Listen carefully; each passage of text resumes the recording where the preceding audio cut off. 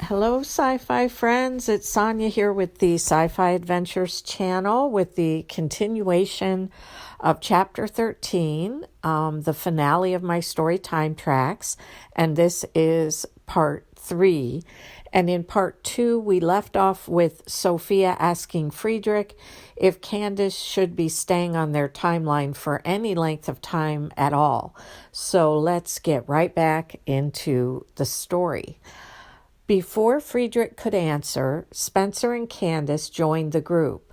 Spencer smiled cheerfully at Sophia right away, while Candace stared openly at Daniel, who set his jaw firmly, gazed straight ahead, and did not acknowledge her. In fact, Daniel's expression grew so sullen in Candace's presence that a cascade of tears soon began to well up in her eyes. Sophia hoped fervently that Daniel might relent then, especially in the face of Candace's genuine sorrow, and she wondered if Candace now not only regretted her public declaration of love for Daniel, but her choice to stay with him as well. As badly as Sophia was beginning to feel for Candace, she was also acutely aware that the problem of what to do about Candace's presence on their timeline had to be dealt with immediately.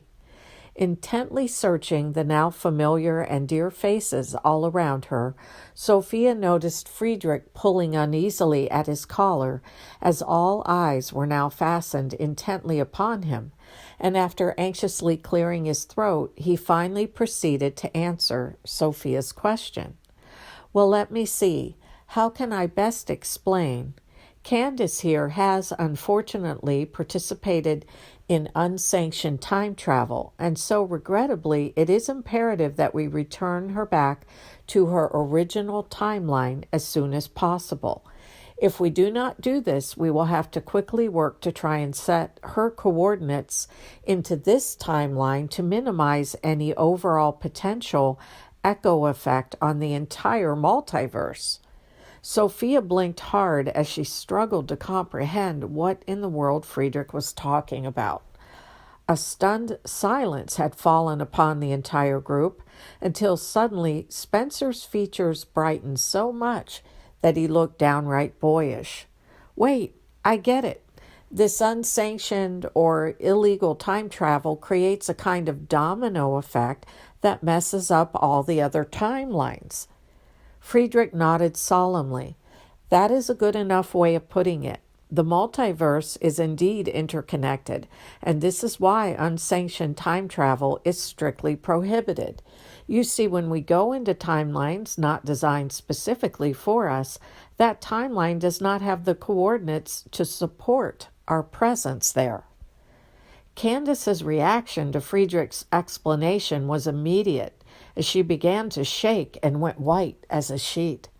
Surely this news about the timeline not being able to handle her presence, along with Daniel's seeming rejection, was just too much to bear.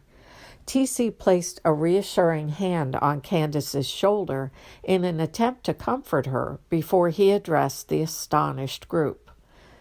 "I know it is a lot to take in, and there is no denying we need to try and avoid some very serious consequences here. I can also see there's some tension about Candace, and so I think it might be best if we just go on right now and get it all out in the open. Candace has assured me and Friedrich that she no longer wants to be associated with the Time Bandit." Daniel frowned and raised his hand in protest. "How do we really know we can trust her, TC? You're all so quick to forgive and forget. Have you already forgotten that Candace was sent by the Time Bandit to break Sophia and I up?" Sophia reeled at the pain in Daniel's eyes at the mention of their breakup, and Candace flinched at Daniel's cutting words. However, instead of speaking up in her defense, Candace quietly moved in closer to TC, who perhaps, other than Friedrich, she must have felt to be her only real ally at this point. "Okay, and I think I will stop right there for now in the interest of time. I do hope you're enjoying this last chapter of Time Tracks. I want to thank you as always for joining me, and I look forward to seeing you for part 4 in the next video.